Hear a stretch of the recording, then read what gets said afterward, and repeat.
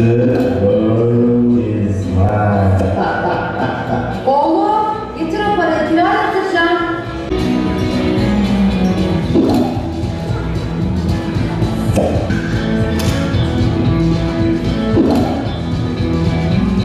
Evet. Gençler videoda gördük. Aslında bir nevi hani anlatacağımız konunun biraz da özeti. Şimdi hocam sosyal medyayı kullanmayalım. Yani böyle bir devirdeyiz. Hiç kullanmayalım gibi çünkü biliyorum dönüşler olacak bu tür sorular. Ben peşine söyleyeyim. Arkadaşlar 21. yüzyıldayız ve teknolojinin müthiş derecede çığır açmış olduğu bir dönemde teknolojinin ve sosyal medyanın gerisinde kalamayız. Mümkün değil zaten. Çünkü yani sistemde ülkelerin bakış açılarına, bütün her şeyde buna müsait değil. Dolayısıyla biz geri kalmayacağız. Fakat biz ne kadarını olumlu kullanabiliyoruz? Ve sosyal medya biz ne zaman, ne ara bu kadar müptelası oldu ve bağımlısı oldu? İşte bunun farkındalığını, yani size bu farkındalığı yaratmak için böyle bir sunum, böyle bir video hazırladık. 8 saat uyku ve 8 saatte dinlenme diye 3'e çeşit parça bölüyoruz. Fakat hani dedik ya biz o kadar sosyal medya bağımlısı olmuşuz ki. Peki biz ne yapıyoruz? 5,5 saati televizyonda, 6 saatlik 6 dakikasında telefon ve internetin başında maalesef zamanımız gidiyor. Ve bu zamanımızın çoğu, yani nerede bakarsanız 12 saate tekabül ediyor. Ülkeler, bizim gibi bağımlı ülkeler nasıl kendilerine bağımlı kılıyorlar? Bakın bilinçaltı zehirlenmesi dediğimiz bir yapı var orada. Ve kullanıldığı alan, kullanıldığı teknikler. Yani bizleri nasıl kendilerine bu teknolojiye bağımlı kılıyorlar? İşte 8 madde halinde reklam sektörü, film sektörü, TV programları, dizi sektörü, müzik sektörü ve en sonunda sosyal medya. Peki teknikleri nasıl kullanıyorlar? Senaryo, kurgu, işte kavram vesaire eşleştirerek birçok değerlerimizden, birçok klimanevi ahlaki değerlerimizden bizi uzaklaştırıp maalesef bizleri kendilerine bağımlı kılıyorlar. Nasıl mı? Bakın işte Facebook'ta kişi kendi durumunu beğenir. Zaten bir insan bir şey beğeniyoruz arkadaşlar. Yani bir şey paylaşırsan beğendiğin için paylaşırsın. Hakikaten Facebook bağımlılığı acıyı paylaşıyor. Yani hissetmiyoruz. Günümüz insanlarda da baktığımız zaman arkadaşlar biri hastaneye hemen paylaşıyor. Yani işte güzel olmuş, tekrar paylaşıyor.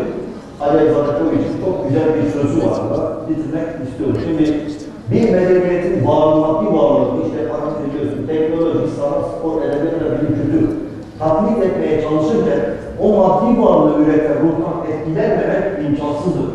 Bu süreç içinde farkında olmadan o ruhu taklit eder, sonra aşağı kompleksine giren geçmesinden kendi değerlerini inkar etmeye başladı. 19 Mayıs'ta sosyal medyadan sosyal meydana projesiyle başlamıştık yola. Bugün de yine tekrardan sosyal medya bağımlılığını, sosyal medyayı nasıl kullanmamız gerektiğini ve bize zararlarını anlatacağımız bir sunumumuz ve ardından bir tiyatro gösterimimiz oldu.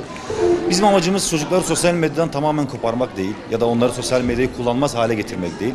Sadece onları gerçekten günlük hayatlarında ya da kariyer planlamalarında sadece faydalanabilecekleri şekilde, bağımlılık ölçüsünde değil de sadece bunları günlük hayatlarında kullanabilecekleri seviyeye getirmek, buna dikkat çekmek.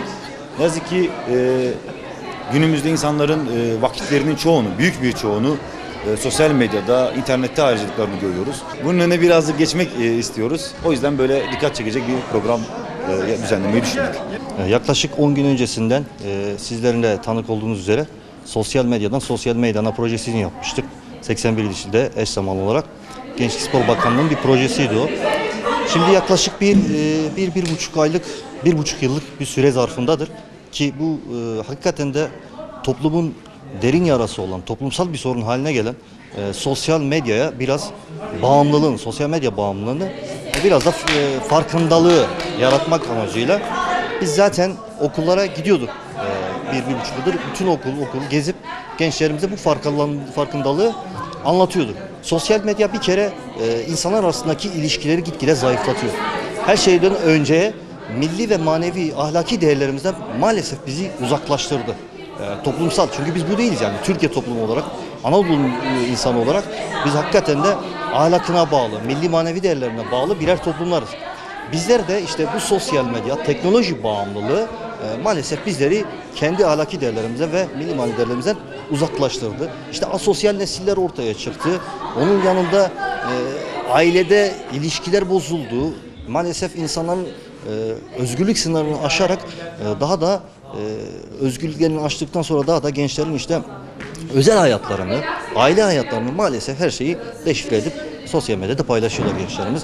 Biz de bunlara bu farkındalığı yaratmak ve bu insanların artık bu gençlerimizin, çünkü ülke nüfusu olarak genç bir ülkeyiz.